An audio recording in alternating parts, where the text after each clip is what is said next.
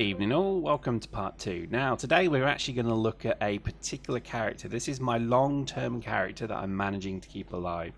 And this is now going to be the epic saga of this chap. Now you join pretty much the footage about maybe 2 hours in, where I've managed to raid the police station and I'm now holed up.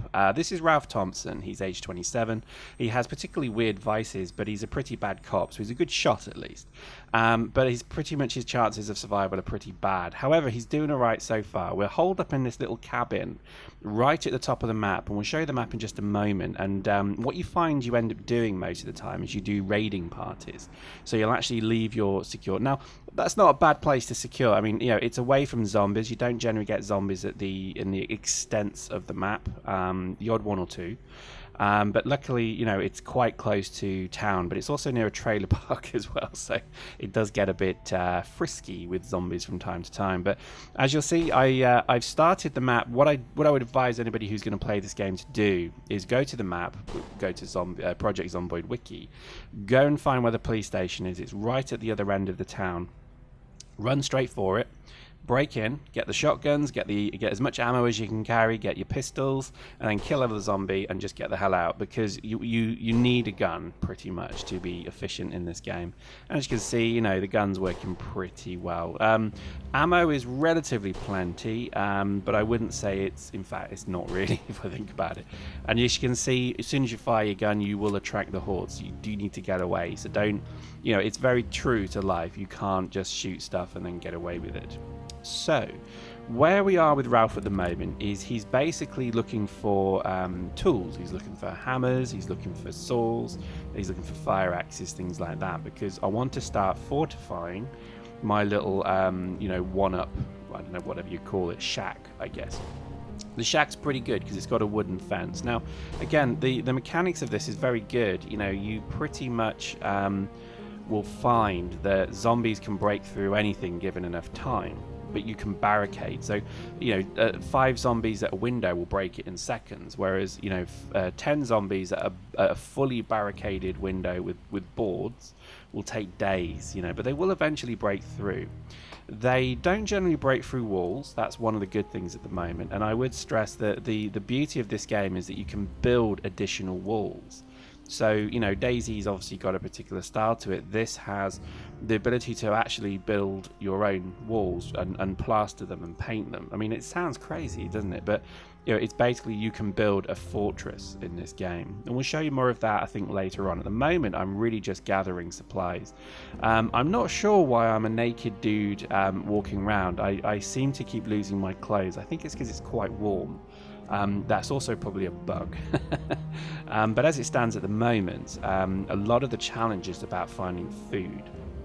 Now, the power is still on, but the water is intermittent. In fact, the power is intermittent a little bit as well. So, you know, one of the things I did on my first night, which was a big mistake, is I crept into a house, looked around, made sure there's no zombies in the house.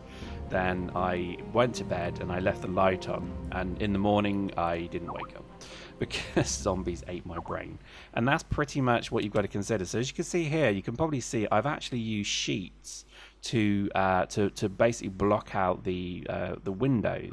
Now, I haven't been, once you get enough resources, you can start to do a lot more. You can barricade with planks, you can do this kind of clever stuff, but at the moment I'm really suffering from not having a lot of gear. Now, again, finding duffel bags is obviously a great thing. You generally have to watch your energy levels, because you can actually pass out and then you're finished if you're anywhere near zombies. But you do have to watch your you know, your energy levels. So here we go. We have to sleep quite regularly. If you don't eat enough, you start to get feeble. If you don't drink enough, you obviously get thirsty and you start to lose your energy as well. Doing any energetic exercises such as chopping down trees is also pretty bad. So I love it. I think the reality of it is just amazing. You know, this thing where you think to yourself, well, I want to go and raid stuff, but it's dark, so I'm not going to go at night. It's, you know, your day-night cycle you have to synchronize, because if you get that wrong, there's not a lot you can do at night. You do have torches, you do have candles, you do have all of this kind of stuff, flashlights, etc. But walking around at night with a flashlight on, you might as well just ring the dinner bell, because it's just a bad idea.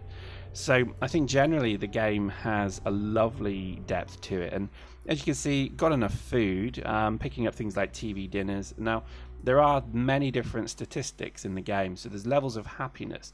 You can lose the game because you just go into a depression and you can't get out of it.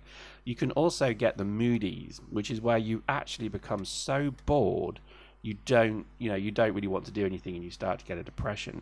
It's phenomenal. So you have to find papers, magazines. You can get pads of paper and draw doodles. I mean, it is astonishing. It really is how much detail has gone into the game. And it's still only an alpha. It doesn't look the prettiest, but again, I still say that some of the best games I've ever played don't look pretty at all. Dwarf Fortress is an absolutely immersive game, and this to me is on the same par as Dwarf Fortress with its level of immersion. If you like zombie games but you want to play a proper real zombie game that has reality in it, I just think try this out. It's cheap, and it's amazing fun, and I think you won't be too unhappy with it. You have a skill system, so as you can see here, I'm actually skilling up now, so I've got level 1 aiming, so I'm better shot, so you can usually get headshots. Zombies do need headshots. You can't just basically take them down without anything else. And as you can see, there's lots of skills, and here you can see got bandaged. I don't think I got bitten. I think I got basically really hurt as I climbed through a window or something, so I had to bandage. But other than that, I'm doing all right, and I think Ralph is looking good. Now, again, I would stress the problem with shacks and things like that is your immediate survival needs are probably now taken care of. I've got food, I've got water, I've got guns, I've got medicine, I've got bandages, I've got clothes. Now what's going to happen is he's going to get really depressed being in this little shack. So this is why part of the game is thinking about thriving, not just surviving but thriving. And we'll show you in the next video what I start to do in terms of thriving, because once you get enough materials and gear and you get the right tools, you're pretty much set to go anywhere. You could go into the wilderness if you want, or you could go in, and what we do in the next one is we go and find warehouses. And warehouses are fantastic fortresses but very dangerous. So there we go, Project Zomboid. It's $4.99. That's English sterling. In dollars, I don't know what that would be, maybe $7 or $8. But you will be entertained to the value of your money tenfold. So seriously, give it a consideration. And I think it's a fun little game. It's nice to see little kind of niche games coming through. Hope you enjoyed that. We'll see you next time.